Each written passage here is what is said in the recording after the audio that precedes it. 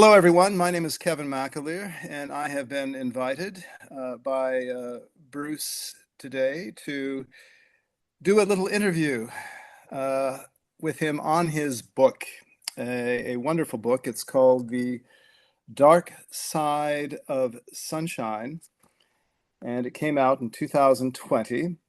And as the subtitle says, a social and political satire would to the subtitle, would you dumb down to fit in? Okay, that's the question we're going to try to answer today. And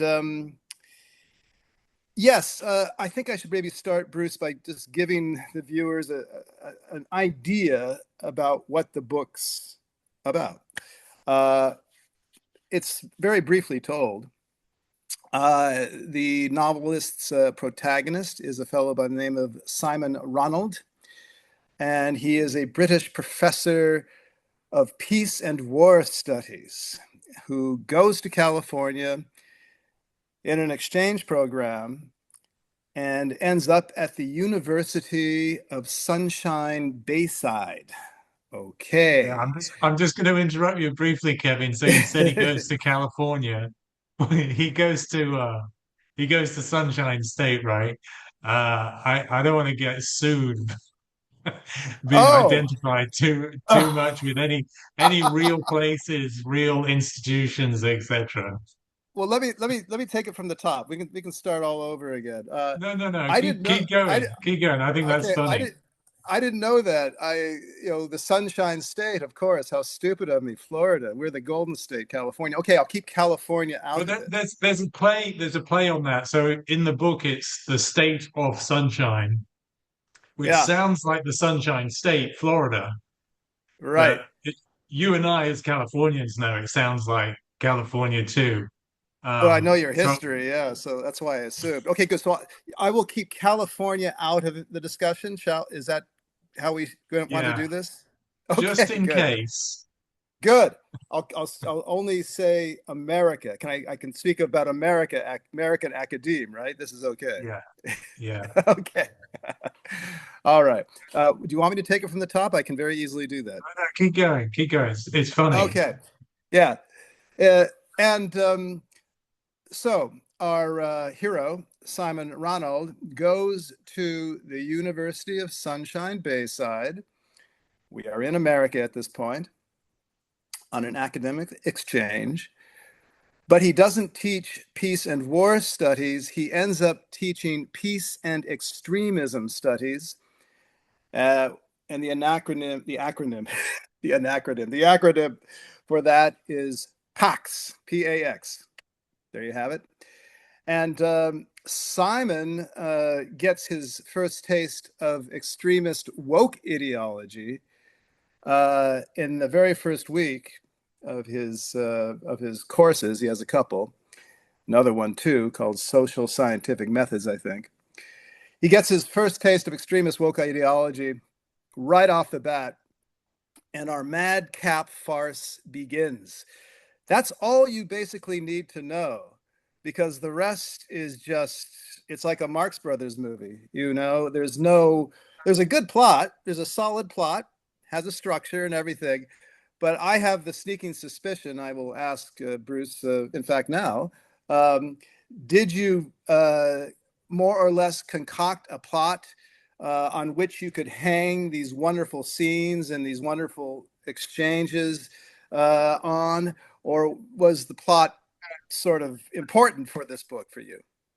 Yeah, well, I tell you what, that's a good question for you and I as novelists, and then Okay. for anybody listening who is curious how novelists come up with plots. So I went between the two extreme ways of coming up with a plot. So when I started the novel, I wanted to plan it out. I wanted to plan out the plot and know what was going to happen chapter by chapter. And I realized it was that, number one, that's really difficult because you're you're second guessing yourself about subplots and revelations and foreshadowing and linking back and all sorts of, it's just really difficult. And the second thing is it stifles your creativity, because when I was writing a chapter, I would spontaneously create a plot in that chapter and think of plots to come, and how I could adjust plots that had already been. So eventually, the novel was sort of bookended with how I wanted the novel to begin and how I wanted it to end. And then I just spontaneously wrote everything in between. I think that's And how. Yeah, I you think that's can how. tell I me think that's. if you relate to that. I do What relate came to to it. me first was the beginning. I had the beginning few pages down, like I knew how I wanted to even write it stylistically. And then it took me a little longer to work out how I wanted it to end. And then I relaxed and just let the creativity flow. You know, it's still hard work. You and I know it's still hard work writing fiction. But then Yes, I indeed. just, you know, the creativity, you work at the creativity, but then the creativity generated the plot in between. Well, let's stay with that idea of the style. Uh, Now, you were coming from academic writing. This was your first novel effort. Is that correct? Yeah, well, I rather like Evelyn Waugh. I had some failures as a young man that I started novels and they didn't go anywhere. This is the first that I've published.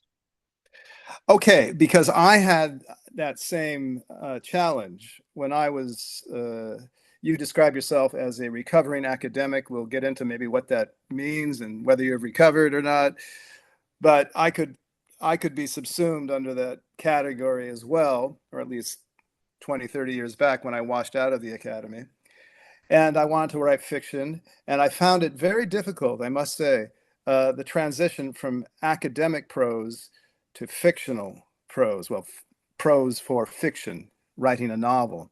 And I wanted to ask you if you found it difficult as well, because this is just the opposite of staid, sober academic prose, the dark side of sunshine. It's just fictional fireworks. It's prose pyrotechnics. Did you have a difficult time transitioning or not? I did and I didn't. So let me say it is difficult. All writing is difficult. Let's make that clear. All writing is difficult, fiction and non-fiction. It does take work, and however it's experienced, it is you're going to have to cut, rewrite. You're going to get stuck. That is true for all writers. I always say that, in fact, when I'm teaching writing to my students, and I'm teaching social science students, so I'm teaching them non-fiction writing. I always say to them, you know, it's just it's practice, but it always stays hard work. It is hard work to do it right. Now, I'll say uh, I was advantaged when I came to write a novel by my experience as a non-fiction writer. So having spent, I'm just trying to think. So I spent, I had spent about 25 years writing non-fiction in academia before I started my novel. And I'd really worked hard at it. I'd come to the place where I was regarded after many years of struggle, many years of being a bad writer, by the way, many years of struggle. I worked out how I wanted to write, who I wanted to emulate, and what I regard as the correct rules of grammar, stylistic tricks. You know, how you pluralize things and singularize other things to help you with agreement in a Hmm. sentence. You know, tricks like that. So Yep. I eventually got to a place where I felt really comfortable as a non-fiction writer and was regarded as other people as somebody to come to if they needed help with editing and stuff. So I was really confident as a non-fiction writer before I started the novel. So that helped. That part of it helped. However, non-fiction writing does favor um, factual communication, let's say communication of facts, and also some um, second guessing of the reader. where you actually don't want to be too creative. You don't want to use words that could be ambiguous, that have multiple meanings. Whereas in fiction writing, you often want, this is my approach, I often want to leave some ambiguity. I want to leave some room for the reader to imagine what's going on around the protagonist. I often say to people who come to me for advice on fictional writing is that I follow the rule of Evelyn Waugh, which is you only write down, you only tell the reader what they cannot imagine for themselves.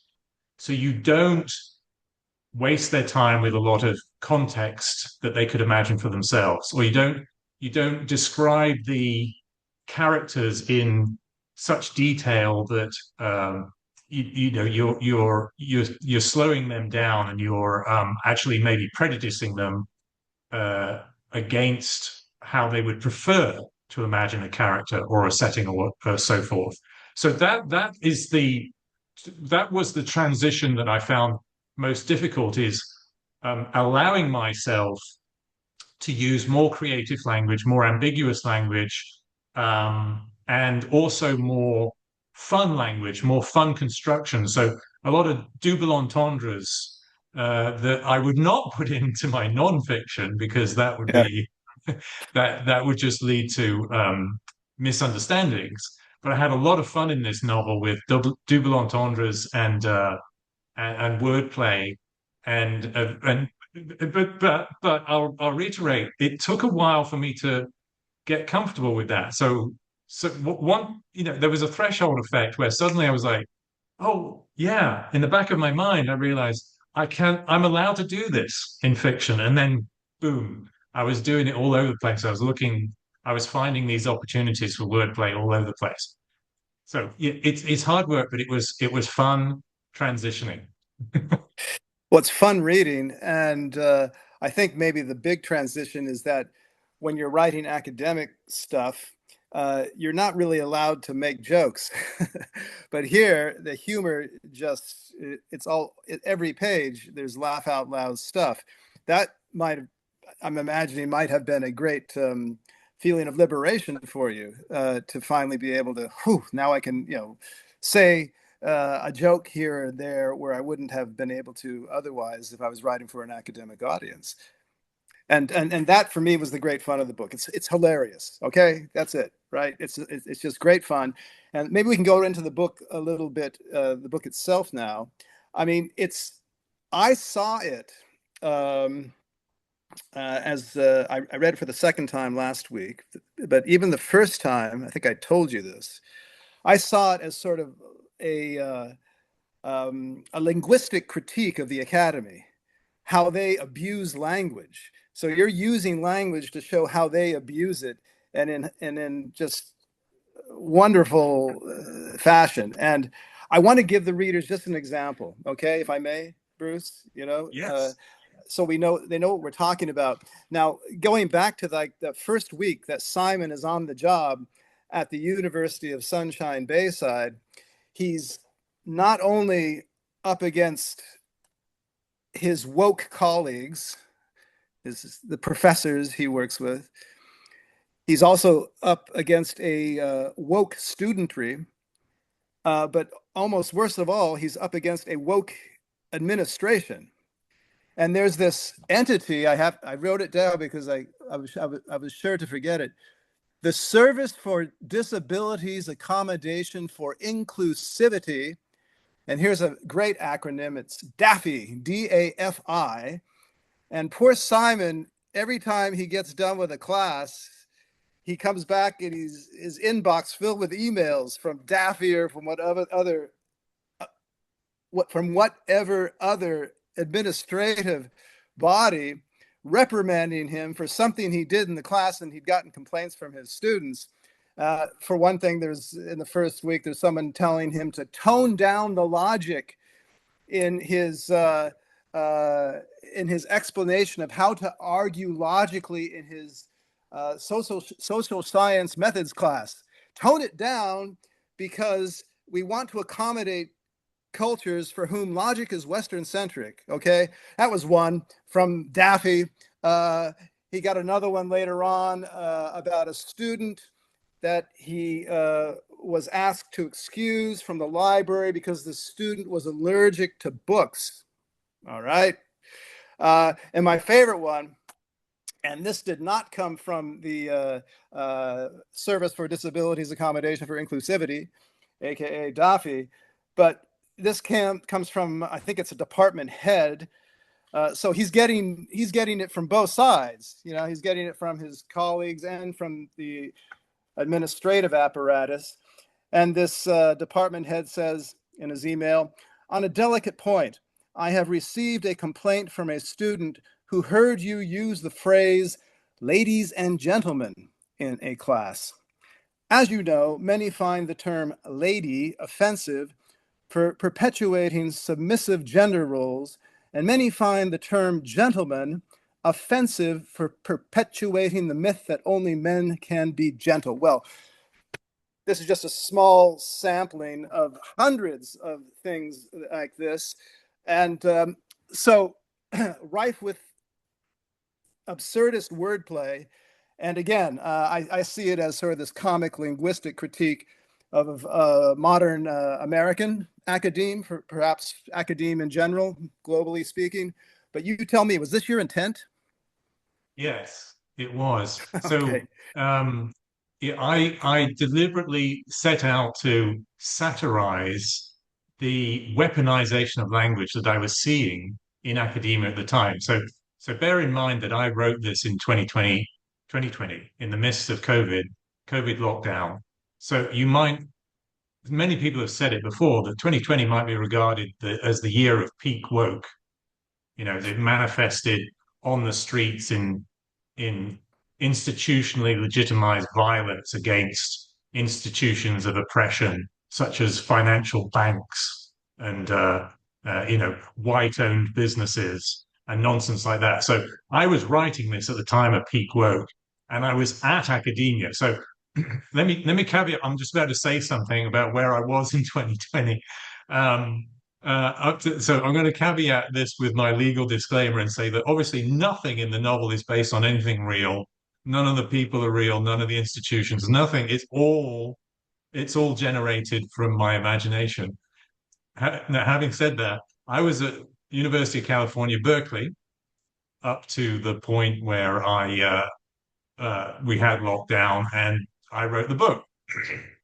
And I have to say that I was seeing some of this language ridiculous. The language was already used in academia was already ridiculous to the point that it seemed to be self-parodying itself, right? So there was already inspiration in what I was seeing in academia, and I just, like a true satirist, I just took it further in order to make it even funner. I mean, having said this, I mean, I had a lot of fun writing the book, but the book is kind of tragic. It's kind of tragic to reflect on what you're satirizing, because these institutions were very abusive. They caused a lot of harm, to the groups, the groups that the institutions were not prepared to privilege. And these were very difficult times. There was violence. I mean, people were getting hurt in violent manifestations of council culture, including at places like UC Berkeley, where visiting speakers would be cancelled at the time that they arrive on campus, and they're getting surrounded and things are thrown at them and stuff like that. So, I mean, you do a nice chapter on that of visiting speaker who is actually a libertarian, not even a conservative in the classic sense, and he gets shouted down. There's a big riot, and you work that very well into the main plot as well. So, but anyway, continue on. I just wanted to tell our listeners that. Yeah. Well, that was based on a real event. So now I'm breaking my own caveat by saying that was actually, yes, that some of that really happened. I obviously satirized it to the extreme, but yes, I was present watching a violent cancellation of a speaker on UC Berkeley campus in 2016. So my point was briefly just I had fun making fun of this language. And then I was just going to briefly tie it back to your earlier question about about the stylistic development of the novel. Even though I'd spent a long time writing nonfiction, writing the novel brought me back to my childhood, when I was reading people like Evelyn Waugh and P.G. Wodehouse. There are several things about war in particular that had never left me, even though I had not consciously thought of him as an inspiration for my writing. Some relevant things some rarefied things, in fact, that I might mention. So Evelyn Waugh sometimes credited his beautiful style to having learned Latin. And I learned a bit of Latin. I didn't learn that much. So I spent 5 years with Latin. And it never occurred to me until I was writing the novel that there's some truth to that. Writing in Latin, so he used the phrase which I learned in the 80s, was that when you're writing good English, you want to check whether it translates, right? So the phrase was, does it translate back into Latin? And learning Latin disciplines you to certain rules of good structure in English, such as no split infinitives, right? In Latin, you cannot split an infinitive. In English, you can split the infinitive. And a lot of writers will tell you those rules don't matter, and they do matter. So I'm very big on where you place words in a sentence. I'd never split an infinitive. I never put an adverb within the infinitive. I'm very mindful of keeping adverbs with verbs and keeping adjectives with nouns, and not letting them hang at different parts of the sentence. So things like that I learned as a child. I realized at writing the novel how important. I realized more so how important they are, and that's a link back to realizing at the same time how ridiculous language has become in the hands of academics, and weaponized too, right? So you and I are familiar how language gets weaponized in some cliched senses, such as suddenly the left decides that these words are no longer allowed. They are they're now racist, right? So a good example is colored used to be acceptable as a racial descriptor, and then it was persons of color, and then there was a fashion for describing anybody who's non-white as black. Asians are black. Everybody's black because they're not white. And then the fashion is circling back to, well, that excludes browns. So now you've got black and browns, and now it's got to be disaggregated again. And I found it very easy to make fun of that sort of weaponization. Yes. Well, that's a very complete answer, Bruce. Yeah, I in fact, part of the reason I eventually left the academy was because I just loathed their use of language. I couldn't, the jargon-ridden, always with quotation marks every third line, because they couldn't just come out and say the word because it's the so-called whatever it might be. That just ruined that. It's all those quotation marks and everything else, and always qualifying every phrase because they're reframing the narrative. That just drove me crazy, because I had also grown up with reading good literature. Not that I was the greatest writer, but I wanted to at least read well-written history was my discipline, and I wasn't reading it. And in fact, when I published my dissertation, this book on German dueling in the 19th century, I got a lot of flack in the reviews of it for what was the phrase? I remember one fellow said something like, "Oh, this is an affront," because I was very colloquial in my phrasing, very natural, I thought, and not jargon ridden. And I got one guy who said, "This is an affront to good taste and the prescriptions that govern historical writing." And that seemed sort of the consent. Yeah, I got that sort of thing. This was a book published by Princeton, by the way. I think they know a thing or two about publishing good writing. And I got all kinds of flack for that. And at that point, I felt these people are just not occupying the same universe as I. And I got out.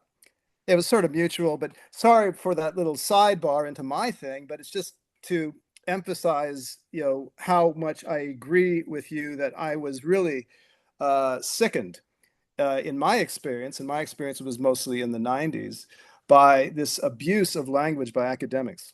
Anyway, yeah. Yeah, well, let me leverage that sidebar quickly, Kevin, because Yeah. you described. Well, first of all, one thing to say is you are a great writer.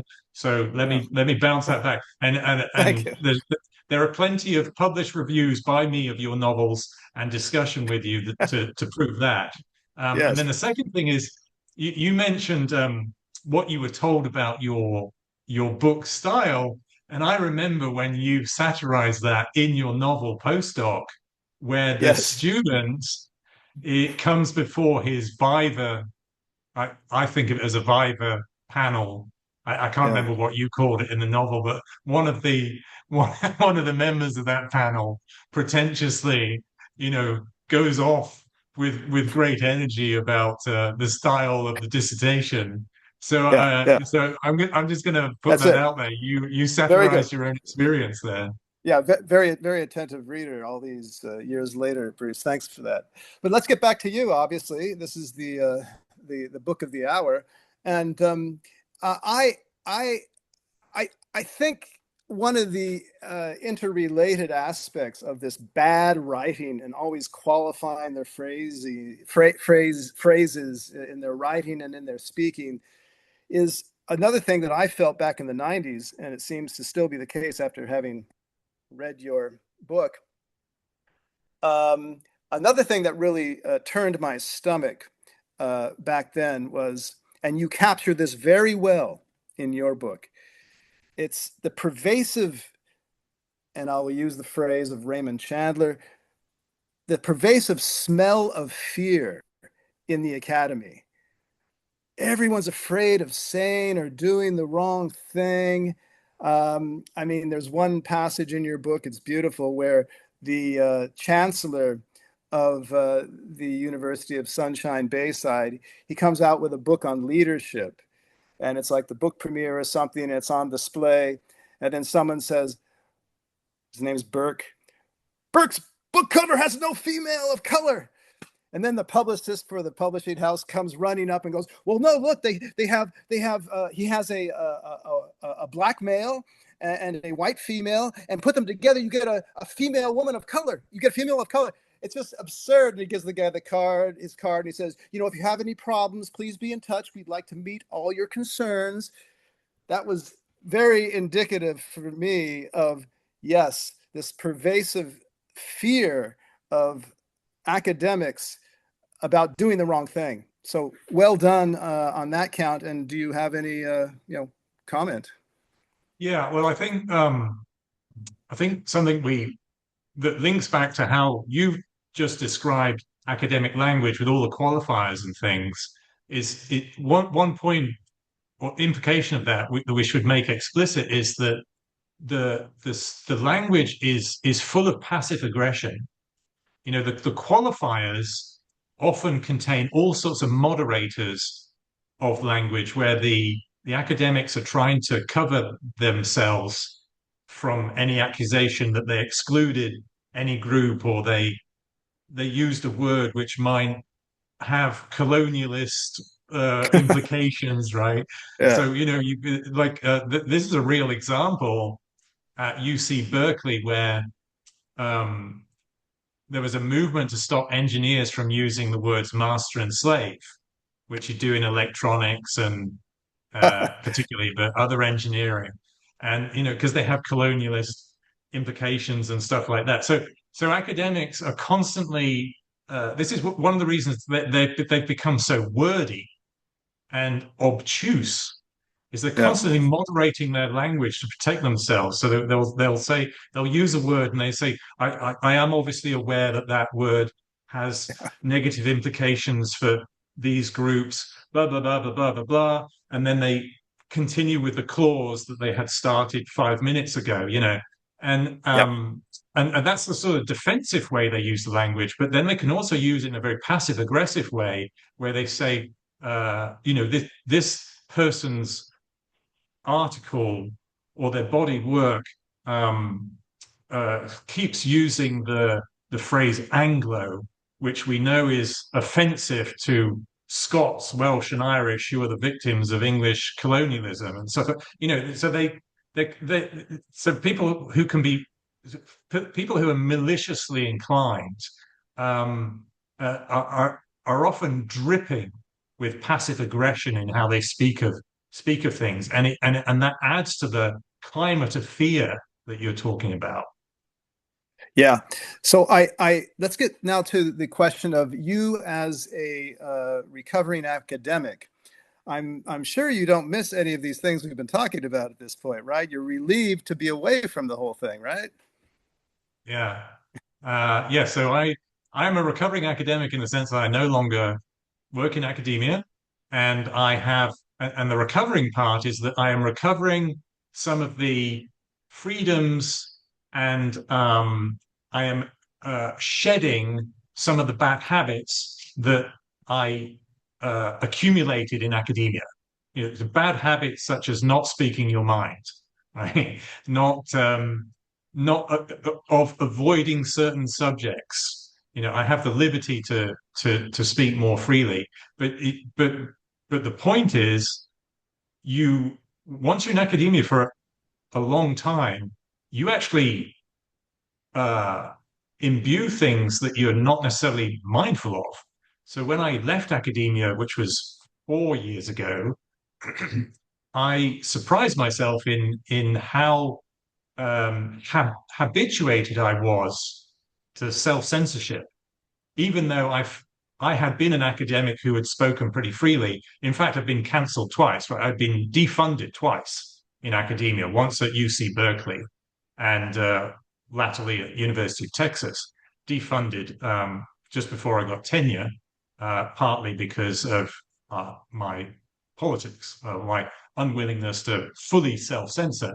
But despite all that, I was self-censoring because you can be fired on the spot for using certain words, as we discussed before. So I am a recovering academic in that sense. I'm a recovering from the bad habits and strictures of what it takes to just survive professionally in academia. Well, you seem to have come up smelling like a rose. You're looking good. You seem to be flourishing, and I hope you're still writing. Uh, we'll get to that toward the end, perhaps your present work. But that was a question I had because the book came out in 2020, and let's see, 4 years ago, that was 2021 when you and academia parted ways.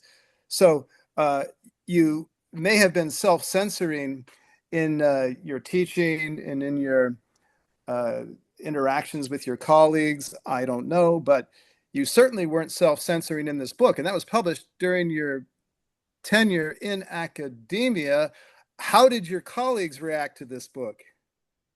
Well, so let me explain the context. So I was furloughed at the time. So it was COVID. We were in lockdown. I was in California. California, the state, locked down very early in 2020. I think I'm right in saying before any other state. And it was a full lockdown. You couldn't go to the beach. You couldn't go to public parks. There was nothing you could do apart from, in my case, I could stay at home, write. So I started writing the novel when I was furloughed without pay. So in that sense, I was not working as an academic, even though I was on the books as supposedly a professor who was going to be brought back after the emergency. But I wanted out. I already wanted out of academia. Being furloughed without pay by a university that had plenty of endowments to keep its staff working was another grievance on top of all the others that we've discussed. So I wanted out in 2020. So in that sense, I was writing on the assumption that I would never be an academic again. So I had that freedom already.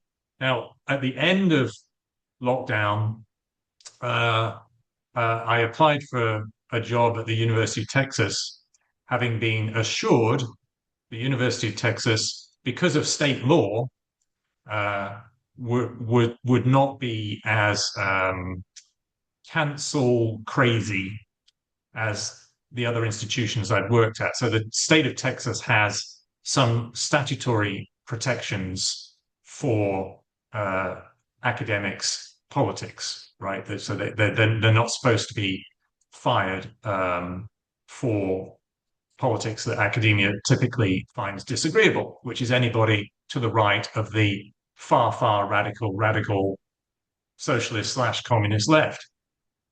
So I went to the University of Texas with a tenure track job, thinking this is my last chance to get tenure. I've got to why quit academia without tenure, right?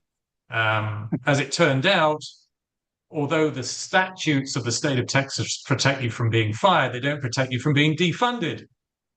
So my position was simply defunded, which is not doesn't leave you with any grounds to challenge why you were defunded, right? So that's where I was. I mean, probably the novel didn't help. No, we know the novel does not help. That's not something I put on my CV or discuss with my academic colleagues. I mean, there are lots of things I would not discuss with my academic colleagues, like military service and stuff like that, as part of the self-censorship point we were discussing earlier. But so it was 2021. No, sorry, I rejoined academia in 2021.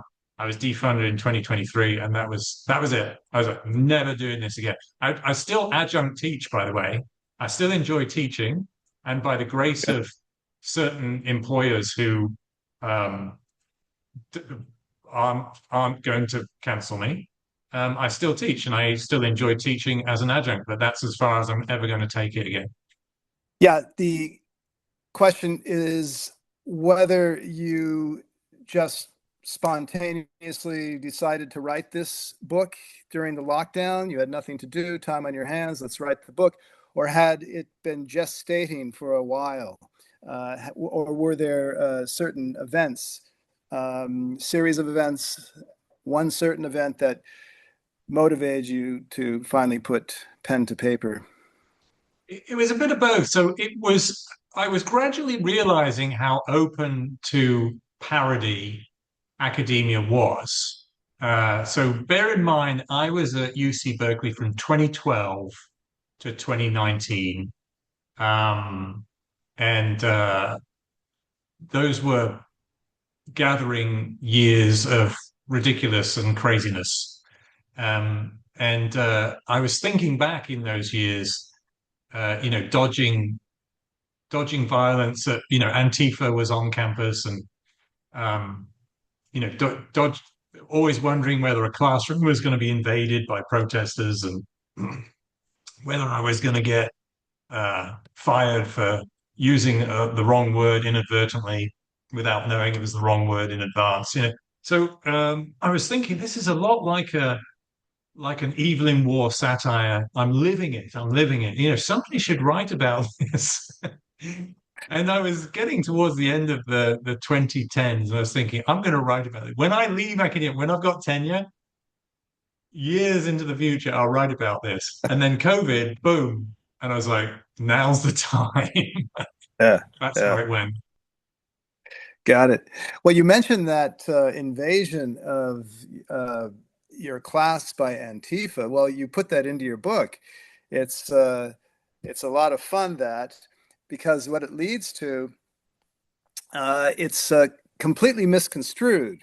This Simon character, and he becomes sort of uh, a hero among the left on campus, and that then leads to him getting an agent, a fellow by the name of Max Mira, huh? That's and right. uh, and that was hilarious, that whole thing. And there's a line that Mira utters uh, when he's trying to convince Simon to take him on as his agent. He says, "Academic success starts with style, not substance." So, a two-part question. First of all, uh, do American professors have agents these days? That's news to me, and I'm from LA. And the second thing is, would you concur with Mr. Max Muir that academic success, we're not talking about anything apart from that, but academic success in America indeed starts with style and not substance? Wow, those are great questions, Kevin. God. So, well, the first thing, yes, academics do have agents. So That the was my really, that was my problem. I didn't have an agent, and I should have known that. The yeah, LA kid, get an agent, man. Damn. my problem too. Yeah, so the really successful ones can even start out successful in television as amateur historians, and then because they're generating income for themselves, certainly, and they can also generate at least brand awareness for an academic institution that they join. The universities compete for that TV historian and give them a professorship and rapidly promote them, and then they're the TV historian with academic pretensions, but it's actually really also the academia which has pretensions to be an entertainer as long Yeah. as it's good for the brand, right? So that they'll dumb down for the brand awareness. So yes, I think there's some truth to say that academics these days, successful academics these days, are more showmen.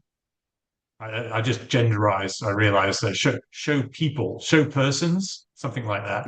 Mhm. They're show persons more than they are substantive, evidence-based, careful, peer-reviewed academics. So when I wrote about Max Mira as an agent, so in the novel he is recommended by the university. Actually, I think he's employed by the university to take over Simon Ranald when he becomes this hero for standing up to ICE, the The ICE, not misconstrued the ICE. radical left. Yeah. Yeah, it's actually an Antifa type invasion that gets misinterpreted as an ICE attempt to But deport that's beautiful. students. That's beautiful. It's how the left always flips reality. You know, they Yeah, did it again here, right? So they're a perfect example of it. Yeah. yeah. And so Simon is the inadvertent beneficiary of this mistaken interpretation. And so the university needs to give him an agent because now he can go out into the airwaves and sell the university as a defender of foreign student dreamers. Well, at the time, they were known as dreamers, right? Yeah. Illegal, undocumented dreamers who were studying. So, by the way, University of California, or all the state of California, so all the schools in California would promote dreamers studying at their schools, not just permit them to study at schools as state residents, even though they weren't recognized by the United States government as citizens or legal residents. They would not just allow them to study; they would promote them to study. So they would get preferential Yeah. recruiting, and they would get scholarships and stuff to study. So just so the audience understands the bias at the time, and so Simon needs an agent paid by the university to help promote the university as this bastion of defense of dreamers. So there's, suddenly he's a hero for the university, having been for a long time the problem child, the person Yeah. the university liked to persecute the most. So there's a lot of reality that inspired that particular part of the story. But the serious point that you're making is that once a university decides that it's going to promote your book, that it has the right politics, or is going to sell you to universities so that you are the one writing all the op-eds in those newspapers, or the university is going to promote you on local television. It's when local television calls for a comment, the university is going to say, go call that guy because he's got the right politics. Or, they're going to the university is going to shop you to the television studios. So now you get a documentary series deal and you make a lot of money. And the university loves that. And it all starts with you got to have the right politics. I saw that in many of the institutions I taught at, including UC Berkeley. And like I say, it can be so corrupt that people make it on the media before they become academics. And they become academics because they made it on the media.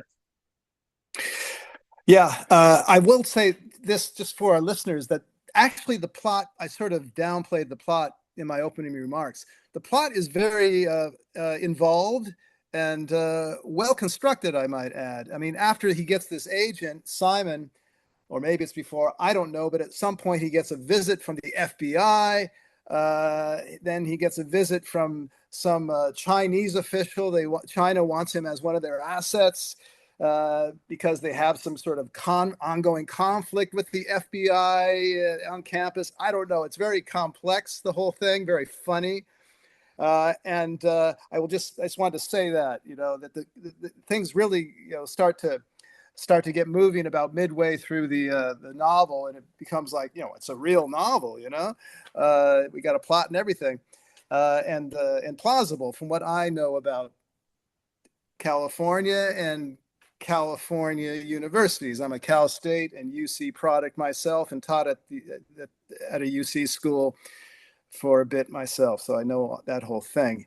Let me just add let Yeah. me just confirm some of what you're saying. So I have to be careful in how revealing I am in public, but I can say that more than one institution I taught at had issues of Chinese espionage, and more than one had issues of terrorism, and Yeah. things that were more horrific, like university campuses being bases for the distribution of child porn or pedophilic pornography. The broader point here is that, unfortunately, this is not well known, but campuses, because they have got in the habit in recent decades of not cooperating with certainly federal authorities, they have become what's the right word? They've become accommodating of all sorts of crimes that are truly objectionable, whatever your politics. So they have become havens for objectionable groups like Antifa. That's very obvious. Where, Antifa finds a safe space on campus and then goes out and attacks its targets from campus. Like it will muster, it will rally on campus before it goes and hits a target, right? So that's like a physical use of the campus as a base. But then, and there are going to be people out there who say that's fine. They've got to fight the system, and there are so few safe spaces for people who are genuinely going to take action and not just talk about it, right? But campuses are also safe spaces for things that are clearly objectionable, like the distribution of child pedophilic porn, as I just said. And I tried to bring out a lot of the horrors of secret campus life in the novel. So there is terrorism, there's espionage, there's pedophilia. There's a murder. there's a murder. There's a murder. Yeah. Yeah. For a satire, there's a lot of tragedy in it. Yeah, yeah. No, you really mix it up. So, if you're not just into, reading about the university language games, there's lots there for, people who want a real good read. I want to get back to what you said earlier, Bruce, about the uh, the uh, the Max Mira remark of we want showman, not substance necessarily. I must say, you keep citing Evelyn Waugh and P.G. Wodehouse as your inspirations. When I first read this, I thought for sure you had David Lodge's novel Changing Places as your inspiration. Are you familiar with that novel at all? Probably not. Yeah. No. Yeah, Yeah. you are. Because Um, because yeah, no, go because ahead. Go ahead. I'll just tell you why. Not from a stylistic standpoint. I find you much funnier than Lodge. Pound for pound. Page for page. Uh, but he has the same setup where a British academic goes out to what he calls euphoric state, which must be Berkeley. He taught there for a year, Mr. Lodge. And he really, in that book, he highlights the differences between the British and the American style of teaching, and also the differences between British and American students. And I was just wondering if you found any appreciable differences uh, between British and American professors and British and American students in your time at Berkeley and elsewhere in America, or just to complete the question, or has woke culture become so international that any differences between Britain and America are really at this point quite negligible? And I wanted to add just one thing, and this is your own line. In your book, you write, when American academia sneezes, British academia catches a cold sweat of inadequacy. Does that imply that the British are trying to keep up with the Americans, but they just can't quite do it to their own satisfaction, at least? Anyway, a few questions in there. Pick and choose. Yeah, so let's deal with that last one. So you might have to remind me of some other Yeah, things. So sure. yeah, so I laughed to remember that line. So what was going on in the 2010s was Britain was having economic problems. So the 2008 financial crisis had had bled into the 2010s, particularly for Britain, and one of the ways the left was excusing British economic problems, which are even worse today, was that they would blame America, right? It would say, Britain is so internationalist, and the economies are so globalist these days. When America has a problem, its financial crisis, it's the America is sneezing and Britain is catching the cold. So I was playing on that phrase, and I turned it into academics are looking for the sneeze out of American academics. Yeah, give me some of that germs. That's the Yeah, germ. I yeah. want to be infected with that mind Yeah. virus. Give it to me. So that's what I was trying to do with that phrase. Yeah. And I think it is true. Uh, British academia doesn't want to be outwoked by the anybody else's woke, right? Yeah. Yeah. Um, and you asked whether I found teaching different in either country. No, not really.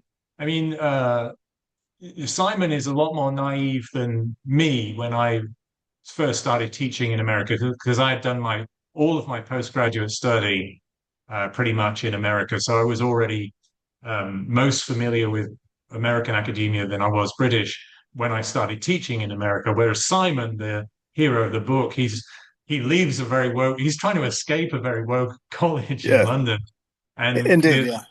and the University of Sunshine Bayside is offering sunshine and a fresh start, and then he finds it's even worse.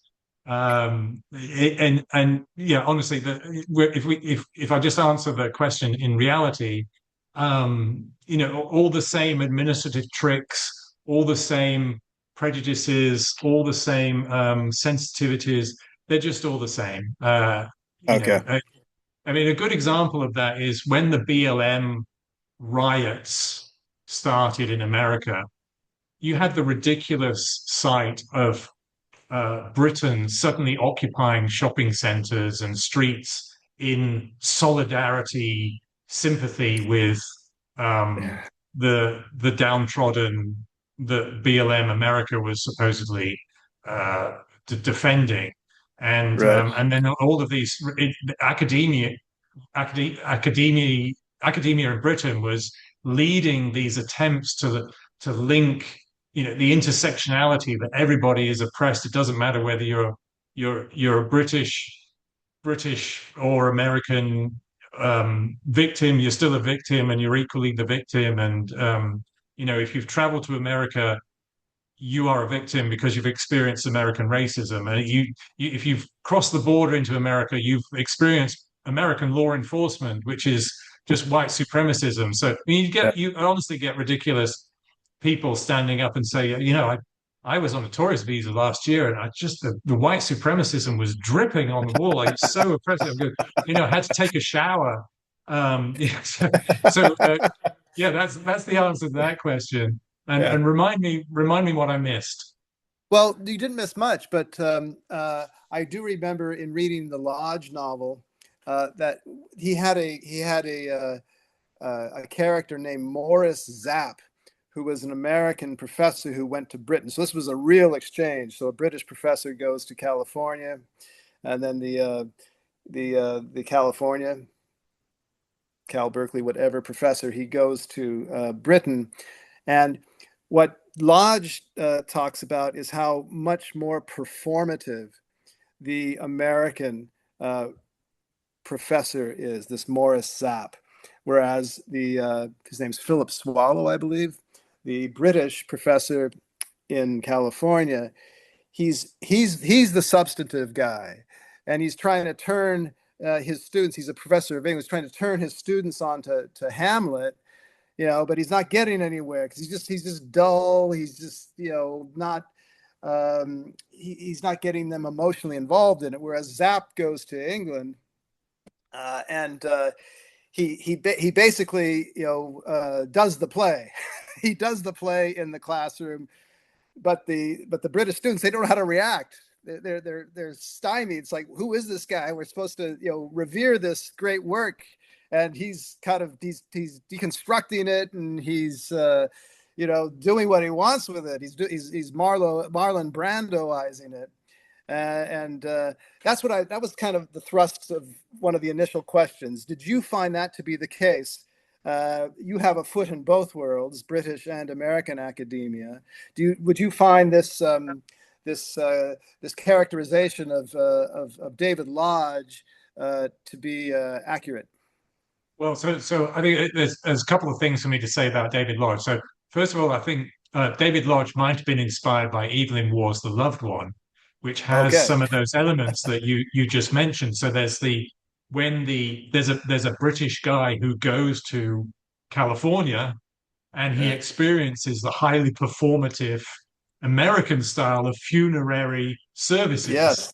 Yes. with all Yes. the fake language and the over sympathy and the over promises of everything is going to be beautiful, and this is the best place of rest, and it's actually a good thing that your relative is dead because now they get to experience our funerary site. So David Okay. Lodge's Okay. book Good. actually reminded me a lot of The Loved One, which Good. I hope we discuss at some point. And the other thing I'll mention about that particular book, but what was funny about David Lodge, I had actually not read the book when I wrote mine. And when I was shopping my novel to agents, one of the agents says, "Well, you've clearly read David Lodge." And I was like, Yeah. "No." And the No. agent I didn't believe yeah. me. I just want to interject. It never occurred to me that you had actually read him, because they are not at all alike, the two books. It's only that just this displacement of the British scholar to California, and all the antics that then generates. But that's the only thing you had in common. So I didn't. That's why I asked you the question. Absolutely. Without any ulterior. I got you. I wanted to know if you had read it, because that was the structure of his. It's the structure of yours, sort of, but you haven't, and you got so I ended up reading them. So so that particular agent said, it wasn't just David Lodge. So that agent emailed me back and says, you clearly read and been inspired by a whole list of people, right? I hadn't heard of any of them. Except David Lodge. I'd heard about David Lodge because actually that novel was televised, and I'd seen the televised version of it. And so that speaks to the quality of the agent, right? So the agent completely misconstrued what my inspirations were, even though in the the synopsis that I had sent to the agent already, I'd said this is inspired by Evelyn Waugh and P.G. Wodehouse. Well, this is you. This is another aspect of selling your book to an agent that you and I have not apparently fulfilled. This one requirement: they always want to have a market analysis of your competition. It's like, are you crazy? I'm going to go out there and analyze a book you haven't even shown any interest in, to this point. But that's what they also want, so he did the little market analysis for you, I suppose. But in any event, well, I think honestly, my experience with agents were that most of them did not know anything about literature. I wondered, how on earth are you a literary agent? And by the way, I was like you. I was looking for agents who claimed to be focused on literary fiction, right? Not just what is sometimes denigrated as popular fiction or niche sort of monster fantasy novels or anything. No, literary fiction, because that's what I was inspired by. And they seemed to know nothing about it, and they certainly had no appreciation of what I was offering, and it's just basic mistakes like mistaking who my inspirations were. I have no luck with agents. I've never had an agent. I've had some play around with the idea, and by the way, I've had agents that demand changes. Like one agent said that you're introducing too many characters in the first chapter. I was just like, God's sake, there's probably 3-4 main characters introduced in the first chapter. That's, if you know literary fiction, that's pretty standard. But it's just pretty standard. Pretty annoying. And if he thought that was a lot, wait till he gets to like the 3rd or 4th chapter. Then you start throwing characters at us. But they're great characters. They're very amusing. That's the main thing. We are never bored. I want to talk about maybe the end of the book, if I may, Bruce, since we're coming maybe to the end of our little interview here. I liked very much how you ended it, by the way. It felt right. It sat, it sat with me. It's like that's how you had to end it. I really felt that way. And can I tell the audience a little bit how it ends, or would you prefer that I not? No, you go ahead, because I know you know how to do this. I know how to do this. Yeah. Well, eventually Simon leaves. He heads back home. Okay. He heads back home to merry old England. And I like the way you had him do it. You put him on a cruise ship where he's lecturing to all the passengers, but it's nice. I mean, it's that trip across the water, like a sort of ritual cleansing. This standard symbolism of water and kind of a baptism into a fresh start. I like that very much. And he gets back home, And the question is, in the reader's mind, is, well, is he going to head back to his old university? Is he going to stick it out in academia? And I liked how you ended that. That was sort of the denouement was very satisfying. And I'll say it. I don't think in a satirical novel it doesn't matter if they know the end. I shouldn't think. He basically turns down a very nice position. This is Simon again, at his old university, and it's the position of Deputy Director for Equality and Selectivity. Okay. So the nice little inner contradiction of that title. And at the newly named, it used to be the Riverside University of London, at the newly named Riverside Diversity of London. So Simon just can't win for losing. I mean, he goes back to England. He thinks, okay, my old university, it's pretty woke, but it's not as woke as these Americans. All right, maybe I'll give it another shot. And then they lay this on him. And then his the family he's lodging. He has a room with a family there, very nice family, the Hart family. At the end, they kind of get everything they want because Simon turns down the position. And he just leaves. There's a big announcement of it. There's a big, banquet or something. And he leaves the room. And then the person who gets this position of Deputy Director for Equality and Selectivity is Mr. Hart, this schlub. He goes up and he assumes this mantle. And I liked it. It had that nice little absurd twist at the end.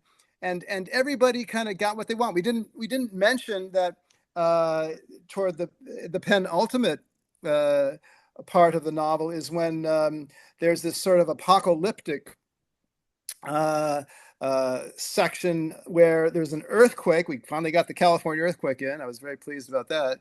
And then a dam breaks on the campus, right, of the University of Sunshine, and it sweeps away all this woke, all these woke elements, Antifa and other types. And so it's the whole thing. And then Simon leaves for England, et cetera, et cetera. But the whole thing reminded me of sort of a nice kind of Dickensian ending. You know what I mean? Like conflicts are resolved and virtue is rewarded. I mean, Simon, we don't want him in this world, right? We want him out of this world. So for us, the reader, that's good. We breathe a sigh of relief, right? And I have to ask you now, I asked you about Mr. Lodge. Have you read much Dickens? Reminded me of a Dickensian ending, That's funny. So I have read a lot of Dickens, but I've never thought of the ending as Dickensian before. You're right. It is. Struck me that way. There's moral closure. Yeah. Well, let me say a couple of things about that. So first of all, there's you mentioned the earthquake, which leads to a flood and a mudslide and stuff. There's actually a lot of death in there, which is a bit of a faux pas, as you know, for novelists. Novelists are always said, don't kill off your characters. I actually killed off quite a few characters at that point, which is ironic because one of the things I was thinking about at the end was leave room for a sequel. And so the ending has a lot of ambiguity about what Simon's going to do next because he has a lot of options. He turns down that particular position, and it's Mrs. Hart pushes up Mr. Hart, says go and pick up Simon's. That's beautiful. Appointment. That's how Mr. Hart gets appointed. That was pretty funny. Yeah. It would say so myself. Indeed. But so Simon has a lot of options. What we haven't mentioned, there's this romantic interest. And one of the many letters that he comes home to after his long cruise, he's sort of incommunicado for the cruise, and he comes home to lots of these letters. One of these letters is it's an ambiguous attempt by the romantic interest he left behind in the state of Sunshine that may be trying to rekindle and he's got a stack of these options, and I don't declare what he's going to go with, right? Right. But that might be it. He might be going back to America for his romantic interest. So yeah, so I was trying to. I was very mind. By the way,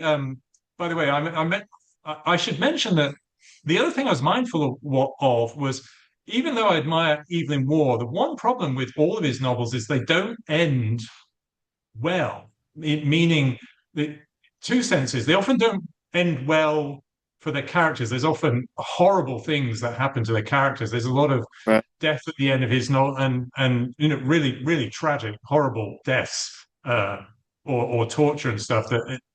Even though they're satires, but they often don't end in a way that satisfies the reader. So the journey, War takes you on these wonderful journeys, and they often just don't go anywhere. Like, he clearly doesn't know how to end the journey. And I was very mindful of that. I was like, I do not want to end like a war novel. I wanted it to have a lot of different futures that the reader could imagine, but I didn't want to just leave Simon. I certainly didn't want Simon to be um, in a to be punished more than he already had been, because it's like Yeah. his poor Simon has suffered like a year of torture already. Yeah. I wanted to give him options at the end. Yeah. No, we're rooting for Simon. He's a sympathetic character, and that's why I say, when it seemed he was maybe going to leave academia after he left that little banquet and uh, didn't go up to accept his appointment, you were happy for him, as you were happy for Oliver Twist at the end of that novel, and you were, yeah, sticking with that novel. I mean, you were very glad that those people all died in the mudslide, just as Fagin gets his comeuppance in Oliver Twist too. He's a bad guy. He deserves it. So that moral closure was there. I don't know if you were aware of that, but anyway, that felt good to me, reading the novel. And yeah, as you say, you kept it open. Maybe he'll go back to California and have a little affair. Maybe it'll lead to something more. But as the reader, I'm hoping he doesn't. I hope he just switches careers like the author and gets out of the whole thing. Well, Yeah. anyway, well, Rick, I guess since we're at the end of that novel, I have to ask you: are you working on any other novels? I think you indicated a year or two back that you had a certain work going. Tell us about it, if you do, if it's finished, if you're still working on it. Thank you for asking. So, yes, I have to preview this by saying, sort of, I feel kind of apologetic that I have not published another novel since 2020, because my intent back in 2020 was to crank out a novel a year. I just enjoyed this novel so much, and I had a lot of breakthroughs in my own style and what I wanted to say, and the topics I wanted to satirize, that I was intent on doing one a year, and I have not finished any since then. And that I can only blame on my other works. I still have to do a lot of nonfiction writing, so I'm writing columns, uh, journalistic columns on politics and things, and I'm writing a lot of nonfiction books. And then I have my salaried work on top of my non-academic work on top of that. So it's just been very difficult to find the time. That's a generic excuse, I know.